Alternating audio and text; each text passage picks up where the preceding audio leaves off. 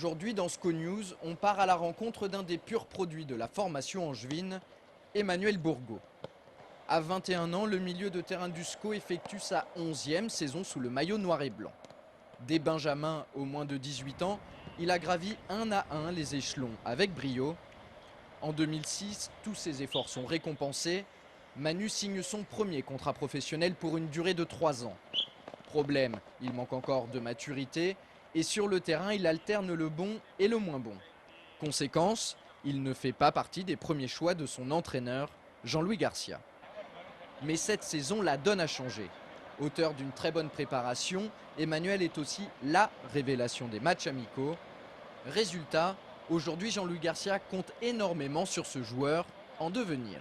J'ai très vite cru en ses qualités. On lui a fait signer un contrat pro, mais il a fallu qu'il digère un petit peu tout ce qui lui est arrivé, qu'il comprenne les exigences du football professionnel. Il a pris du volume, il a pris de l'épaisseur en termes de préparation athlétique. Il s'est épaissi, il est devenu plus costaud, il est capable d'être plus constant dans ses efforts, dans son volume de jeu. Et ce qui fait que sa qualité technique éclate au grand jour. Donc on est très très heureux parce que c'est quelqu'un sur qui je fonde beaucoup d'espoir. Et aujourd'hui, il est monté dans la hiérarchie, il s'approche du 11 de départ. Pour en savoir un peu plus sur les raisons d'un tel changement, nous avons rencontré Emmanuel cet après-midi dans son appartement. Entretien.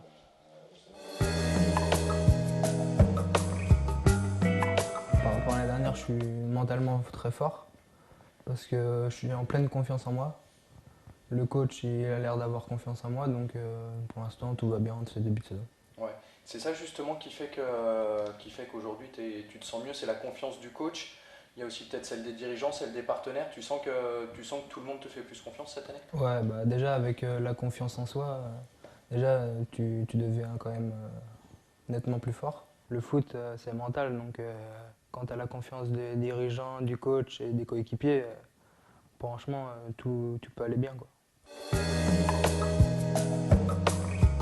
Surtout Philippe qui a goûté la Ligue 1 et la Ligue des Champions, qui a joué dans les plus grands clubs de France. C'est sûr que c'est un exemple.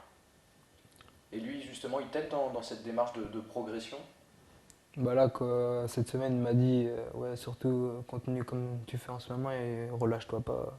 Fais pas comme les années précédentes. Mes objectifs, c'est d'être de plus en plus souvent dans les 16. Parce que c'est très difficile avec le groupe qu'il y a, il est très étoffé. Donc être dans les 16, déjà, c'est un superbe objectif. Après, essayer d'avoir une place titulaire dans le groupe de temps en temps, ou voire même, si c'est possible, plus souvent possible.